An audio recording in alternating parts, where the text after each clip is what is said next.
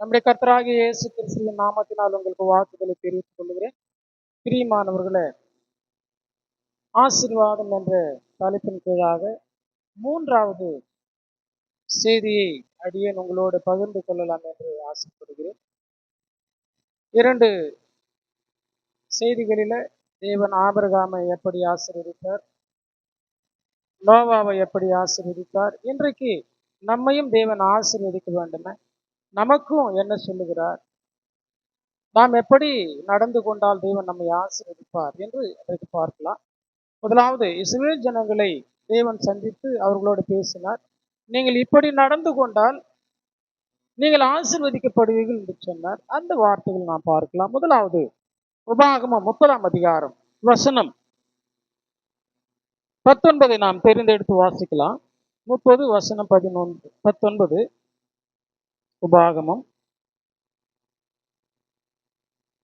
வாசிக்கிறேன், கவனமாய் கேளுங்கள். நான் ஜீவனையும் மரணத்தையும் ஆசீர்வாதத்தையும் சாபத்தையும் உனக்கு முன் வைத்தேன். இதை நீங்க கவனித்துக் கொள்ளுங்கள். உங்களுக்கு முன் வைத்தேன் என்று உங்கள் மேல் வானத்தையும் பூமியையும் இன்று சாட்சி வைக்கிறேன். ஆகையால் நீயும் உன் சந்ததியும் பிழைக்கும்படிக்கு நீ ஜீவனை தெரிந்து கொண்டு கர்த்தர் உன் பிதாக்களாகிய ஆபிரகாமுக்கும் ஈசாக்குக்கும் யாக்கோபுக்கும் கொடுப்பேன் என்று அவர்களுக்கு ஆணையிட்டு கொடுத்த தேசத்திலே குடியிருக்கும்படிக்கு, இங்க கவனிக்கணும், நீங்க உன் தேவனாகிய கர்த்தரில் அன்பு கூர்ந்து அவர் சத்தத்திற்கு செவி கொடுத்து அவரை பற்றிக் கொள்வாயாக. அவரே உனக்கு ஜீவனும் ஆனவருமா இருக்கிறார். என்ன சொல்லுகிறார்?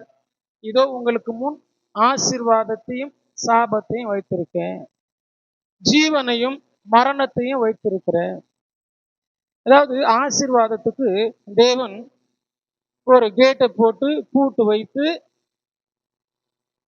சேஃப்டி பண்ணி வச்சிருக்கார். அந்த கேட்டு கிட்ட போயிட்டு அந்த பூட்டை திறக்கணும்னு சொன்னா நீங்க கீழ்ப்படிதல் என்ற சாவியின் மூலமாக அதை திறக்க முடியும். நீங்க சென்று ஆசீர்வாதத்தை பெற்றுக்கொள்ளலாம். அது ஆல்ரெடி உங்களுக்கு முன்னாடி இருக்கு. அதை சுற்றிலும் ஒரு வட்டம், ஒரு வேலி போல வைத்து கீழ்ப்படுகிறவர்களுக்கு அந்த கேட்டு திறக்கப்படுகிறதாக, கீழ்ப்படியாதவர்கள் அதை பெற்றுக்கொள்ள முடியாது என்று சொல்லுகிறார்.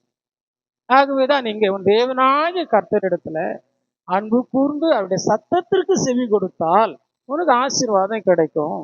நீ விழுந்து விழுந்து என்னை ஆசீர்வதியும் ஆசீர்வதியும் என்று சொல்லி அவரிடத்துல முறையிட்டு கொண்டு இருந்தா அது உங்களுக்கு கிடைக்காது. அவருடைய வார்த்தைக்கு கீழ்ப்படிந்தால் அது தானாகவே உங்களுக்கு கிடைக்கும் என்று சொல்றார். ஆகவே என் பிரியமானவர்களே, ஆசீர்வாதம் எப்போதும் தேவன் ஒரு நிபந்தனையின் மூலமாக, நோவாவை பார்த்தோம் இல்லையா, நீ கொப்பேர் மறுத்தால் ஒரு பெரிய ஒரு பேழையை உண்டு பண்ண வேண்டும் என்று சொன்னார். நோவா அப்படியே செய்தார். ஆபிரகாமை அழைத்தார், உன்னை நான் ஆசீர்வதிக்கிறேன், நீ உன் இனத்தையும் உன் ஜனத்தையும் உன்னுடைய தேசத்தையும் வீட்டு விட்டு புறப்படு என்று சொல்லிட்டு உன்னுடைய குமாரனை எனக்கு பலி கொடுக்க வேண்டும் என்று சொன்னார். அப்படியே கீழ்ப்படிந்தார். அதனால தேவன் ஆபிரகாமை ஆசீர்வதித்தார். இன்றைக்கு உங்களை என்னையும் தேவன் ஆசீர்வதிக்க வேண்டும் என்று சொன்னால் அந்த சட்டத்திட்டங்கள் புதிதாக இனி கொடுக்க போறது இல்லை, ஏற்கனவே கொடுத்து வைத்திருக்கிறார். இந்த உபதேசங்களை நீங்கள் பார்த்து விசேஷமாய் உலகமெங்கும் ஏற்றுக்கொள்ளக்கூடிய புதிய ஏற்பாட்டு உபதேசங்களுக்கு நீங்கள் செவி சாய்த்தா தேவன் இன்னைக்கு உங்களை ஆசீர்வதிப்பார். இன்னொரு காரியத்தை நீங்கள் பாருங்கள். 1 நாளாகமம் 13வது அதிகாரம் 14 நாம் வாசிக்கலாம். தேவனுடைய பெட்டி ஓபேத் ஏதோமின் வீட்டிலே அவனிடத்தில் 3 மாதம் இருக்கையில் கர்த்தர் ஓபேத் ஏதோமின் வீட்டையும் அவனுக்கு உண்டான எல்லாவற்றையும் ஆசீர்வதித்தார். என்ன பிரச்சனை? தேவனுடைய பெட்டி பெலிஸ்திய தேசத்திலிருந்து வந்தது. அங்கு இருக்கும்போது எல்லாருக்கும் வியாதி வந்தது. அதை கொண்டு வரும்போது தேவனுடைய சட்டத்தை ஊசா எனக்கூடிய ஒரு மனுஷன் மீறிட்டான். தொட வேண்டாம் என்று பெட்டியை தொட்டு விட்டான், அவன் அங்க செத்து போயிட்டான். அதனால ஜனங்களுக்கு மிகுந்த பயம் வந்துருச்சு. அந்த பெட்டியை கொண்டு வரக்கூடிய வழியில ஒரு வீட்டுல அதை வச்சுட்டு வந்துட்டாங்க, வீட்டு ஓரமா. அது யாருடைய வீடுன்னு சொன்னா, இங்கதான் சொல்லி அந்த ஓபேத் ஏதும் எனக்கூடிய அந்த வீட்டாண்ட வச்சுட்டு வந்துட்டார். பயந்துச்சு, நமக்கு ஏதாவது ஆயிடும் என்று சொல்லி. ஆனா அதுக்கு ஒரு சட்டம் வைத்திருந்தார். அந்த சட்டங்களை யார் கை கொள்ளுகிறார்களோ அவர்கள் மாத்திரமே காப்பாற்றப்படுவார்கள். லேவியர்கள் மாத்திரம் அதை சுமக்க வேண்டும், அவர்களும் அதை தொடக்கூடாது. கழிமரம் போல அதை செய்து அந்த ரிங்கில மாட்டி தான் தூக்கிட்டு வரணும். நிறைய சட்டத்திட்டம் இருக்கு. சட்டங்கள் இல்லாம ஆசீர்வாதங்கள் இல்லை. ஆகவே பயந்து அங்க வைத்து விட்டார்கள். ஒரு 3 மாதம் அங்க இருந்தது. தேவன் மிகப்பெரிய அளவுல அந்த மனுஷனுடைய வீட்டை அவர் ஆசீர்வதித்தார். அதுக்கப்புறம் தாவீது கேட்டு அதை கொண்டு வராருன்னு வச்சுங்களேன். நான் ஏன் சொல்ல வரேன், அந்த தேவனுடைய பெட்டி, தேவனுடைய சட்டதிட்டங்கள் அந்த வீட்டுக்கு வந்ததனாலே அவனுக்கு ஆசீர்வாதம் வந்தது. வீட்டுல அந்த பெட்டி இருக்கு, வேத புத்தகம் எனக்கூடிய சட்ட திட்டங்கள் அடங்கிய அந்த வேத புத்தகம் உங்க வீட்டுல இருக்கு. நீங்க திறந்து படிங்க, திறந்து பாருங்க, படிங்க, அதை விசுவாசிங்க, அதை நம்புங்க. அப்போது உங்களுக்கு ஆசீர்வாதம் இருக்கு. சும்மா ஆசீர்வாதம் வந்துடாது. நீங்க டெலிவிஷன்ல பார்த்துக்கிட்டு இருக்கும்போது யாரோ ஒரு மனுஷன், உங்களை அறியாதவர் அல்லது நீங்க அறியாதவர், தேவன் உங்களை ஆசீர்வதிக்கிறார் என்ற தொலைக்காட்சியில அவர் சொல்லுகிறதுனால உங்களுக்கு ஆசீர்வாதம் வந்து விடாது. சட்டதிட்டங்களுக்கு நீங்கள் கீழ்ப்படிய வேண்டியது இருக்கு. கிறிஸ்தவர்கள் சபைக்கு போகணும், ஜெபிக்கணும், வேதத்தை ஆராய்ந்து பார்க்க வேண்டும், தரித்திரருக்கு உதவி செய்யும் போது அந்த ஆசீர்வாதம் உங்களுக்கு இருக்குன்னு சொல்றார். கிறிஸ்தவர்கள் அல்லாதவர்கள் கிறிஸ்தனிடத்தில் ஓடி வர வேண்டும், அவர்கள் மனம் திரும்ப வேண்டும், அவர்கள் விசுவாசிக்க வேண்டும். ஓடி வந்தவர்கள் அவரை குறித்து கேள்விப்பட வேண்டும். அறிக்கையிட்டு ஞானஸ்தானம் பெற்றுக்கொள்ளும் போது அவர்களுக்கு அந்த ஆசீர்வாதம் இருக்கு. எல்லாவற்றுக்கும் சட்டம் இருக்கு. சட்டம் இல்லாம தேவன் யாரையும் ஆசீர்வதிக்கிறதும் இல்லை. அதை புரிந்து கொண்டு இந்த காரியங்களை நீங்கள் யோசித்து செயல்படுங்கள். அப்படி போலவே சங்கீதம் 24வது சங்கீதம் 4-5 வசனம் ரொம்ப அற்புதமான வசனம் இங்கே தேவன் கொடுத்திருக்கிறார். கவனியுங்கள். கைகளில் சுத்தமுள்ளவனும் இருதயத்தில் மாசில்லாதவனுமாயிருந்து தன் ஆத்மாவை மாயைக்கு ஒப்புக்கொடாமலும் கபடாய் ஆணையிடாமலும் இருக்கிறவன அவன் கர்த்தரால் ஆசீர்வாதத்தையும் தன் ரட்சிப்பின் தேவனால் நீதியையும் பெறுவான். யார் ஆசீர்வதிக்கப்படுவாங்க? கைகளில் சுத்தமுள்ளவர்கள், இருதயத்தில் மாசில்லாதவர்கள், தன் ஆத்மாவை மாயைக்கு ஒப்பு கொடாதவர்கள், கபடாய் ஆணையிடாதவர்கள். பாருங்க எவ்வளவு நல்வழிகளை தேவன் வைத்திருக்கிறார். சட்டம்னா நாம செய்யக்கூடாத சட்டம் இல்லை. நாம் கை கொள்ள முடியாத அளவுக்கு பாரமான அந்த நுகங்களை நம்முடைய கழுத்தின் மேல தேவன் வைக்கல.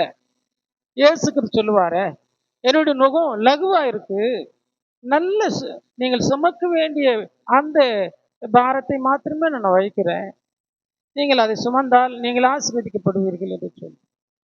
ஆகவே நாம் சுத்தம் உள்ளவர்களாய், இருதயத்துல மாசு இல்லாதவர்களாய், நம்முடைய கைகளை அநியாயத்துக்கு நீட்டாதவர்களாய் நாம் வாழும்போது கர்த்தர் நம்மை ஆசீர்வதிக்கிறார்.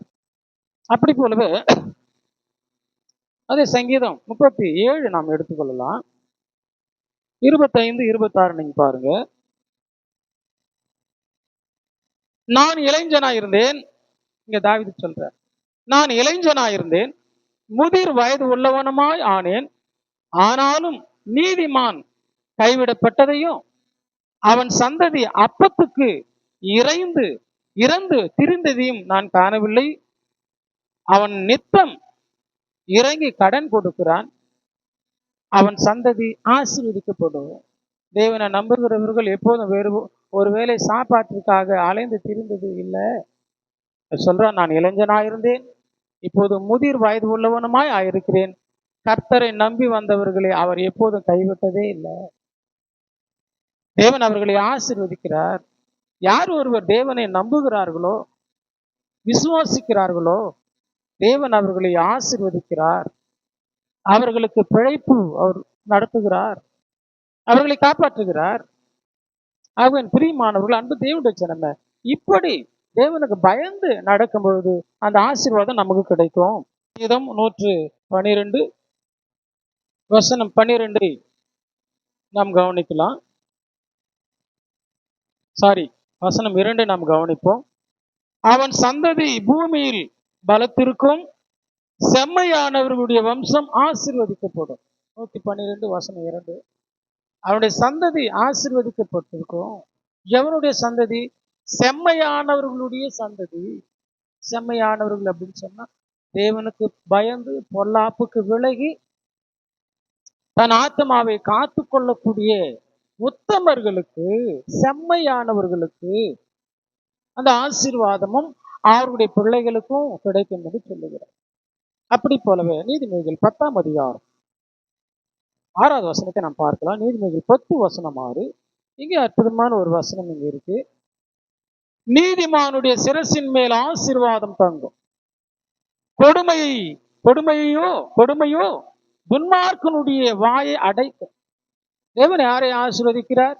நீதிமானுடைய சிரசின் மீது, தலையின் மீது ஆசீர்வாதம் தங்கும். நாம் தேவனுக்கு முன்பாக நீதிமானாக இருந்தோம் என்று சொன்னார். யோபு இருந்தார் இல்லையா? எவ்வளவு பெரிய நீதிமானா இருந்தார், உத்தமனா இருந்தார், சன்மார்கனா இருந்தார். யோபு 42ஆம் அதிகாரத்தை நாம் வாசிக்கிறோமே, யோபுடைய முன்னிலைமை காட்டிலும் பின்னிலைமை இன்னும் ஆசீர்வதிக்கப்பட்டதா இருந்தது. இரட்டத்தனையான ஆசீர்வாதத்தை தேவன் யோபுக்கு கொடுத்தார். நாம் ஆசீர்வாதத்தை பெற்றுக்கொள்ள வேண்டும் என்று சொன்னார். ஒரு சில காரியங்களை நாம் செய்ய வேண்டியது. அது என்னன்னு சொன்னா, மத்தேயு சுவிசேஷம் 5ஆம் அதிகாரம் 44வது வசனத்தை இங்க ஆண்டவர் சொல்லுகிறத நான் பார்க்கலாம். நான் உங்களுக்கு சொல்லுகிறேன், உங்கள் சத்துருக்களை சிநேகியுங்கள், உங்களை சபிக்கிறவர்களை ஆசீர்வதியுங்கள், உங்களை பகைக்கிறவர்களுக்கு நன்மை செய்யுங்கள், உங்களை நிந்திக்கிறவர்களுக்காகவும் உங்களை துன்பப்படுத்துகிறவர்களுக்காகவும் ஜெபம் பண்ணுங்கள். இங்க சத்துருக்களை நேசிக்க வேண்டும், அவர்களை ஆசீர்வதிக்க வேண்டும், அவர்களுக்காக நீங்கள் ஜெபம் பண்ண வேண்டும். யாருக்கு? சத்துருக்களுக்கு. உங்களை சபிக்கிறவர்களுக்காக, உங்களை நிந்திக்கிறவர்களுக்காக நீங்கள் ஜெபிக்கவும் அவர்களை ஆசீர்வதியும் என்று சொல்லி தேவனிடத்தில் முறையிட வேண்டும். ஆக பிரியமானவர்கள், அன்பு தேவனுடைய ஜனமே, கிறிஸ்துவின் உபதேசத்துல அன்றைக்கு பல்லுக்கு பல்லு என்று இருந்தது, கண்ணுக்கு கண் என்று இருந்தது. இன்றைக்கு அப்படி இல்லை. அடிக்கிறவனையும் தூஷிக்கிறவனையும் நிந்திக்கிறவனையும் நாம் ஆசீர்வதிக்க வேண்டும் என்று சொல்றார். ஏன் ஆசீர்வதிக்கணும்? 1 பேதுரு 3ஆம் அதிகாரம் 9வது வசனத்தை நாம் வாசிக்கலாம். ஏன் நாம் ஆசீர்வதிக்க வேண்டும் என்று அங்கு இருக்கு.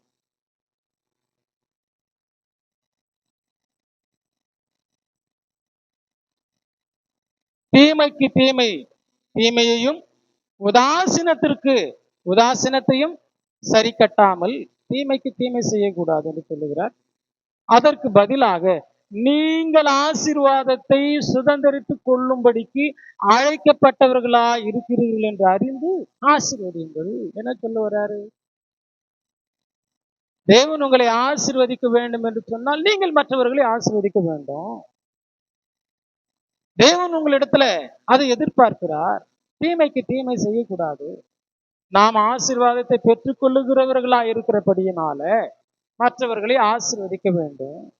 ஆகவே இந்த சட்டத்திட்டங்கள் ரொம்பவும் கடினமா இல்லை. நம்முடைய ஆண்டவர் சொல்லக்கூடிய வார்த்தை எல்லாம் லகுவா இருக்கு.